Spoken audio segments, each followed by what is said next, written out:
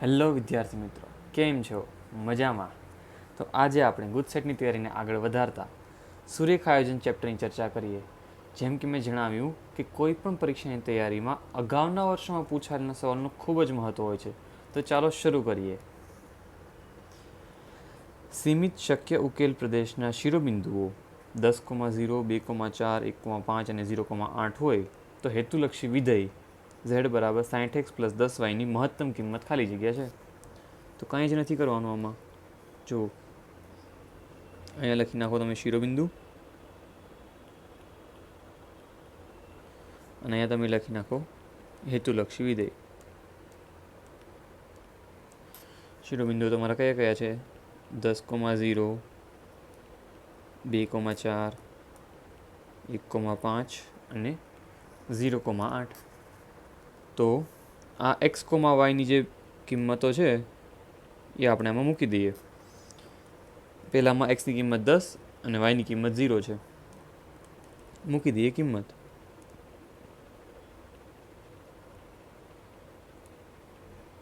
આ થઈ ગયું તમારું 600.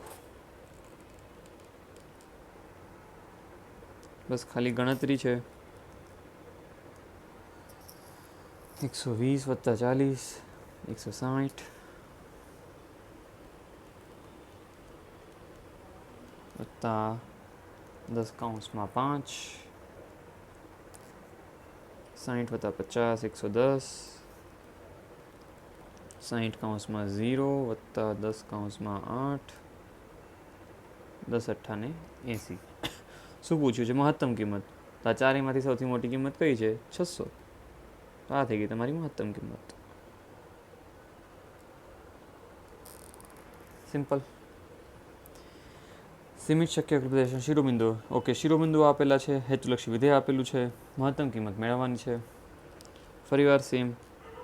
અહીં તમારે શું કરવાનું છે? x, y શિરોબિંદુ લખી નાખો.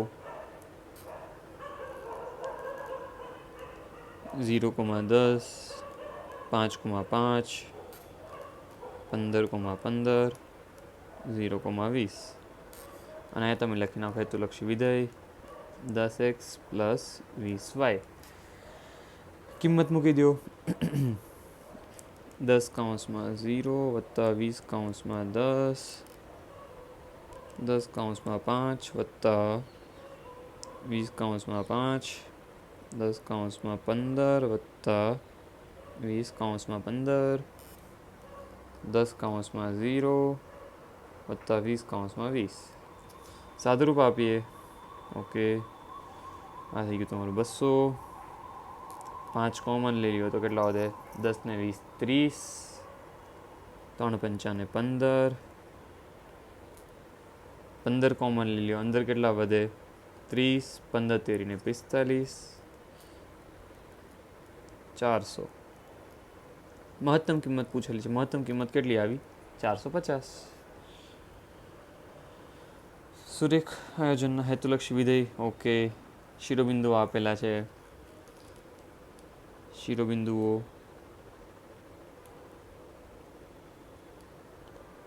x, y અને અહીંયા તમારું હેતુલક્ષી વિધેય 3x + 9y 0,10 5,5 15,15 0,20. કિંમત મૂકીએ આપણે. 3 0 9 10 3,5 વત્તા 9,5 3,15 વત્તા 9,15 3,0 વત્તા 9,20. સાદુરૂપ આપીએ. 90 5 કોમન લઈ લો. 9 ને 3 12 12 પંચા 60 15 કોમન લઈ લો. અંદર શું વધ્યું? 9 ને 3 12 15 × 12 180 અને 9 2 ને 18 180. આમાં તમને શું પૂછ્યું છે? ન્યૂનતમ કિંમત. ન્યૂનતમ કિંમત તમારી કેટલી થઈ ગઈ? 60 થઈ ગઈ તમારી ન્યૂનતમ કિંમત. હવે એક વસ્તુ અહીં તમે જુઓ, તમને 60 ન્યૂનતમ મળે છે અને તમને માનો કે મહત્તમ પૂછે તો મહત્તમ કેટલી આવશે? 180. જો સૌથી મોટામાં મોટી કઈ છે 180. પણ હવે એવું થઈ શકે છે કે ન્યૂનતમ કે મહત્તમ કોઈ પણ કિંમત એક કરતાં વધારે બિંદુ પાસે મળી શકે છે. જેમ કે અહીં માનો કે મહત્તમ પૂછ્યું હોત, જે પૂછી નથી પણ માનો કે મહત્તમ પૂછ્યું હોત, તો એ તમને 2 બિંદુ પર મળે છે, બરાબર. 15,15 અને 0,20 બંને પર તમને મહત્તમ મળે છે. અને કેવી મહત્તમ કિંમત એક જ સરખી મળે, બરાબર. 180. તો આ શક્ય છે. આનો ઉપયોગ આપણે આગળ કરીશું. સીમિત શક્ય ઓકે ની મહત્તમ કિંમત મૂકો, થઈ જશે, બરાબર છે. બિંદુઓ એક પછી એક મૂકો અને થઈ જશે. પછી શિરોબિંદુ આપેલા છે, મહત્તમ કિંમત મેળવો. ફરી વાર બધી જ કિંમત મૂકજો. સૌથી મોટી જે કિંમત આવે એની મહત્તમ કિંમત થશે. હવે જુઓ, x + y <= 4, x > 0, y > 0, શરતોને આધીન. ઓકે, પહેલાં આ જે શરતો છે એનો આપણે આલેખ બનાવીએ.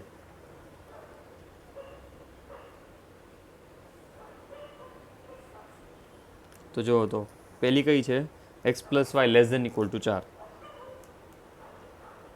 લેસ ધેન કાઢીને ખાલી =4 લખો. મારે આ રેખા બનાવી છે એટલે એકવાર x ને 0 લો, એકવાર y ને 0 લો, એટલે 2 બિંદુ મળી જાય મને.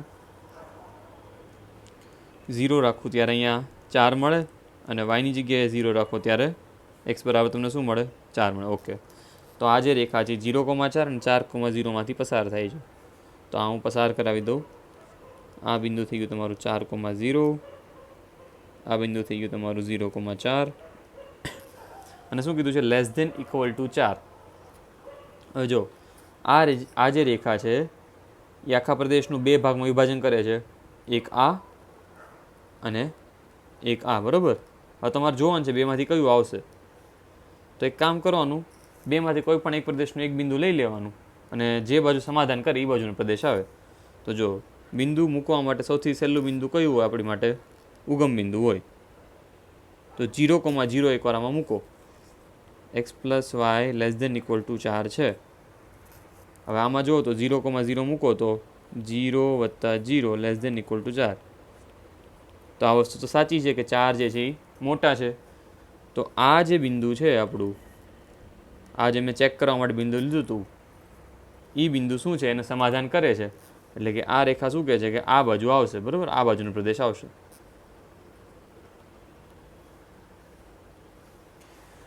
હવે જુઓ, એ તો શું કહે છે, આ બાજુનું આવશે. અને પછી બીજી 2 શરતો પણ આપેલી છે આપણને, x > 0, y > 0, એટલે પ્રથમ ચરણ. તો એક તો આ બાજુ, નીચેની બાજુ, અને પ્રથમ ચરણમાં રહેતો એવો ભાગ. તો એ કયો છે તમારો, આ ભાગ છે.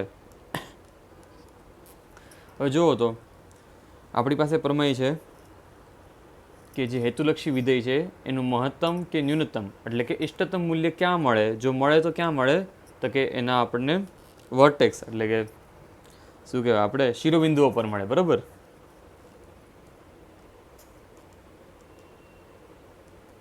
તો આ શિરોબિંદુ ઉપર આપણને મળશે. બસ આ શિરોબિંદુ લખી નાખો, અને આપણે જે અગાઉ કરતા હતા એ જ તે.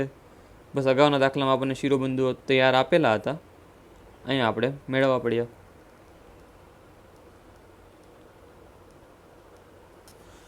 તો શક્ય ઉકેલ પ્રદેશ ગણના શિરોબિંદુઓ કયા કયા છે, 0,4, 4,0, 0,0. કિંમત મૂકો, ચોકે 16, 4 × 12, 0, બરાબર. બધી જ કિંમત મૂકી દીધી છે, અને મહત્તમ મૂલ્ય જોવે છે. તો 16, 12 ને 0માં સૌથી મોટું કયું છે, 16. આ થઈ ગઈ મહત્તમ કિંમત. પછી તમને શું આપેલી છે, 3x + 5y <= 15. તો એક હું રેખા લઈ લઉં છું, 3x + 5y = 15. એક વખત x ની જગ્યાએ 0 મૂકો, x ની જગ્યાએ 0 મૂકો ત્યારે શું આવશે, 5y = 15, y બરાબર શું થઈ ગયું, 3. એક વખત તમે y ની જગ્યાએ 0 મૂકો તો 3x = 15, x બરાબર થઈ ગયું 5. તો આ રેખા 0,3 અને 5,0 માંથી પસાર થાય છે. તો આ થઈ ગઈ તમારી રેખા કંઈક જે 5,0 અને 0,3 માંથી પસાર થાય છે. અને ફરીવાર જો <= વાળું છે એટલે ઉગમ બિંદુનો સમાવેશ આમાં થશે. એટલે ફરીવાર આ બાજુનો વિસ્તાર આવશે તમારો, આ બાજુનો એરિયા આવશે. અને X greater than equal to 0, Y greater than equal to 0 છે, એટલે પ્રથમ ચરણ આવશે. તો પ્રથમ ચરણમાં શક્ય ઉકેલ પ્રદેશ તમારો કયો બન્યો કે જે બધી જ અસમતાઓનું સમાધાન કરતો હોય એને કહેવાય શક્ય ઉકેલ પ્રદેશ. અને હેતુલક્ષી વિધેયનું ઇષ્ટતમ એટલે કે મહત્તમ કે ન્યૂનતમ ક્યાં મળે? એ શક્ય ઉકેલ પ્રદેશના શિરોબિંદુઓ પર. તો આના શિરોબિંદુઓ કયા છે? એક આ છે અને એક તમારું આ બિંદુ છે. તો બસ આ શિરોબિંદુ લખી નાખો.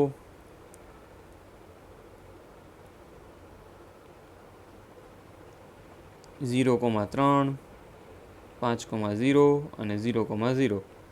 અને હેતુલક્ષી વિધેય શું છે તમારું? z બરાબર 5x + 3y. કિંમત મૂકી દો 9, 25 અને 0. તમને શું પૂછ્યું? મહત્તમ પૂછ્યું છે.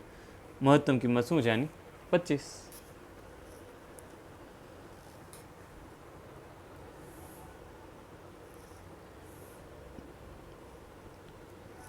બે શરતો આપેલી છે. સૌથી પહેલાં તો આ બંને રેખાઓ આપણે દોરીએ. તો જુઓ 2x + 4y = 12. પ્રથમ આ રેખા છે. તો આ રેખાને દોરવા માટે એક વખત આપણે એક્સની જગ્યાએ 0 રાખીએ તો વાયની કિંમત કેટલી મળશે? 12/4 એટલે 3. અને એક વખત આપણે વાયની જગ્યાએ 0 રાખીએ તો 2x = 12, x બરાબર શું આવ્યું? 6. તો 0, 3 ને 6 0માંથી પસાર થાય છે. આને પસાર કરાવી દઈએ આપણે. આ તમારું થઈ ગયું છે 6,0 અને આ છે તમારું બિંદુ 0,3. અને આ રેખાને આપણે દઈ દઈએ જરાક નામ કે 2x + 4y = 12 નામની રેખા છે આ. અને બીજી રેખા શું છે? x + y ≤ 3 છે, પણ આપણે રેખા લઈએ એટલે =3 વાળું લઈએ. પહેલાં આપણે સમીકરણ બનાવીએ. તો અહીંયા 0 રાખો ત્યારે 3 અને અહીંયા 3, 0. બરાબર. આ 0, 3 અને 3 0માંથી પસાર થાય છે. તો આ તમારું કંઈક બિંદુ થઈ ગયું 3,0. ઓકે, બિંદુ પછી દર્શાવીએ. પહેલાં રેખા બનાવીએ.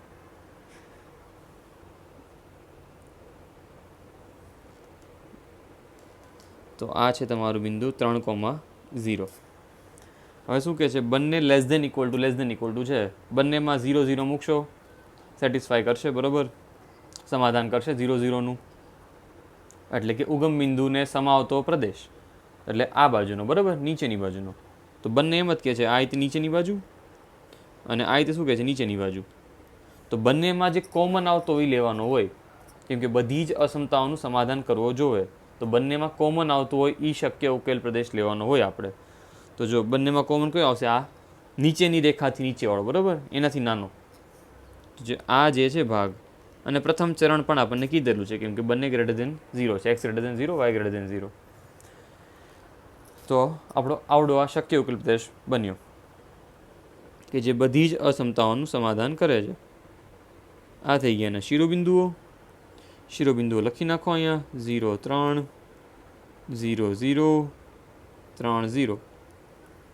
અને આપણું હેતુલક્ષી વિધેય 3 તેરી 9, 0, 3 દૂને 6. આપણને કેવી કિંમત કીધી છે એણે? ન્યૂનતમ. ન્યૂનતમ કેટલી આવી? 0. સૌથી નાની કઈ છે? 0. પછી જોઈએ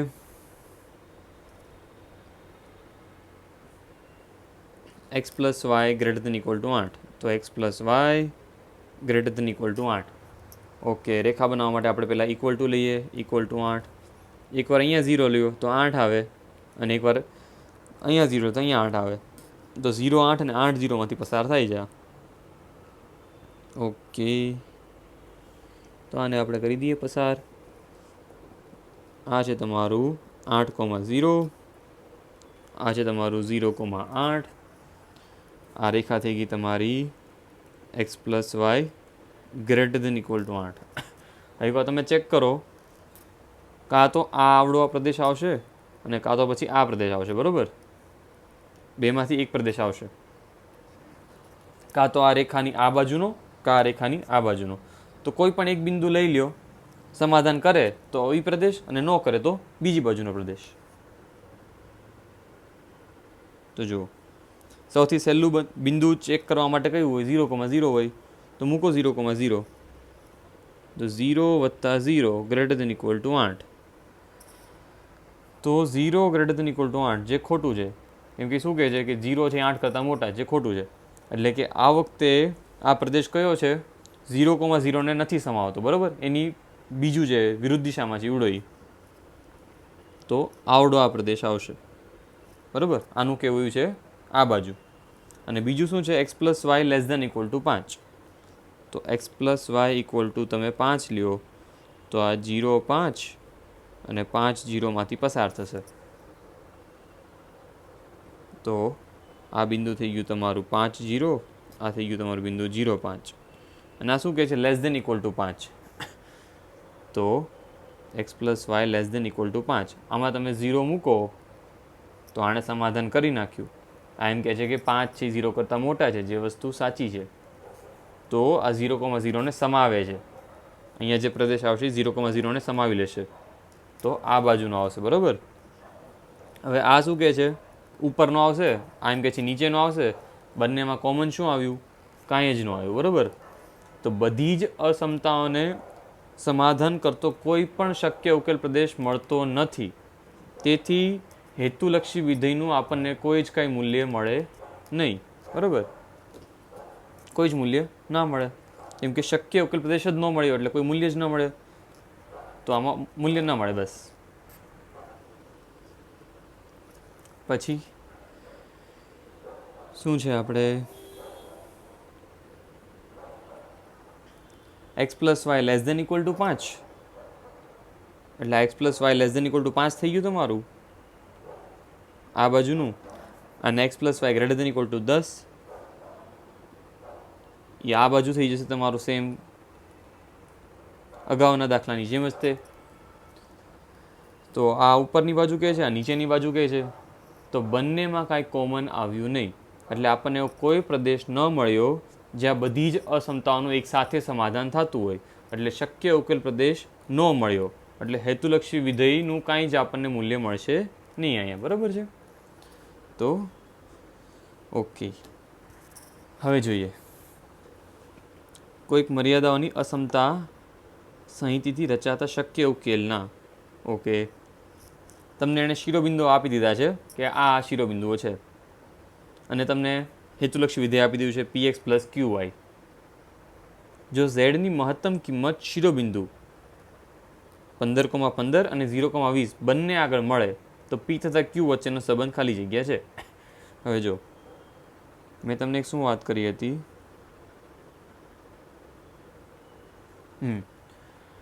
કે બે બિંદુઓ પાસે પણ તમને મહત્તમ કાં તો ન્યૂનતમ મૂલ્ય મળી શકે છે તો જો અહીંયા બંને બિંદુઓ પાસે તમને કેવું મળતું હતું મહત્તમ મૂલ્ય મળતું હતું 180 અને અહીંયા 180 તો પહેલા બિંદુથી જે મૂલ્ય મળે અને બીજાથી મળે એ બંને કેવા મળશે સરખા જ મળશે કેમ કે તમને શું કીધું છે મહત્તમ કીધું છે એટલે સૌથી મોટી તો સૌથી મોટી સંખ્યા કેવી હોય વિશિષ્ટ હોય તો અહીંથી જે મળે અને અહીંથી જે મળે બંને કેવા હશે સરખા હશે તો બંનેને શું કરવું આપણે સરખાવી દઈશું બસ એટલે પી અને ક્યુ વચ્ચેનો આપણને સંબંધ મળી જશે જો આ શું છે તમને z = આપેલું છે px + qy અને અહીંયા તમને શિરોબિંદુ કયા આપ્યા છે 4 આપેલા છે અલગ અલગ પણ આપણને ખાલી 2માં જ રસ છે જો 15,15 પાસે કિંમત શું મળશે 15p + 15q x અને y ની જગ્યાએ કિંમત મૂકી બરાબર મેં અને આ મૂકો ત્યારે 0,20 મૂકો ત્યારે 0 × p + 20 × q હવે આ બંને કિંમતો કેવી છે મહત્તમ એટલે બંને જગ્યાએ કેવી કિંમત મળશે સમાન મળશે એટલે અહીંયાથી જે મળે અને અહીંયાથી જે મળે એ બંને કેવી છે સમાન હશે તો બસ બંનેને સરખાવી દો તો 15p + 15q બરાબર 0 × p તો 0 થઈ ગયું છે ખાલી 20q વધ્યું આ બાજુ બંનેને સરખાવી દે બરાબર સાદુરૂપ આપો 15q બરાબર 20માંથી 15 જાય 5p 5 તેરીને 15 તો 3q બરાબર આવી ગયું p બસ પી અને ક્યુ વચ્ચેનો સંબંધ મેળવવાનો હતો, જે આપણને મળી ગયો છે. હવે આપણને શું કહે છે? ઓકે, શિરોબિંદુ આપેલા છે, હેતુલક્ષી વિધેય આપેલું છે, અને બે બિંદુઓ પાસે મહત્તમ કિંમત મળે છે. તો બસ એ બંને બિંદુઓ લઈને આપણે વારાફરતીમાં મૂકી દઈશું, અને બંને જગ્યાએ મહત્તમ મળે છે એટલે કિંમત કેવી હશે? સમાન હશે. બસ બેને કઈ કરશું? સરખાવી નાખશું. તો જો z બરાબર px પ્લસ qy, અને અહીંયા તમારા બિંદુઓ કયા છે? 25,20 અને 0,30. મૂકો કિંમત. 25p પ્લસ 20q અને 0 મૂકો. 0 into p plus 30 into q. બરાબર, એક્સ અને વાયની કિંમત આપણે એમાં મૂકી દીધી છે. બંને જગ્યાએ મહત્તમ મળે છે એટલે બંને કિંમતો કેવી છે? સમાન હશે. બસ બંનેને સરખાવી દો. તો પેલું શું છે? 25p વત્તા 20q બરાબર શું છે? 0 ઇન્ટુ p વત્તા 30q. 0 ઇન્ટુ p તો 0 થઈ ગયું છે. 20q છે, અહીંયા 30q છે. 20q આમ જાય એટલે 10q વધશે. તો 25p બરાબર 10q. 5 વડે ઉડાડીએ તો 5 5 25, 5 દૂને 10, તો 5p બરાબર 2q. બસ p અને q વચ્ચેનો સંબંધ મેળવવાનો તો મળી ગયો. 5p = 2q. બરાબર છે મિત્રો, આજ માટે આટલું રાખીએ.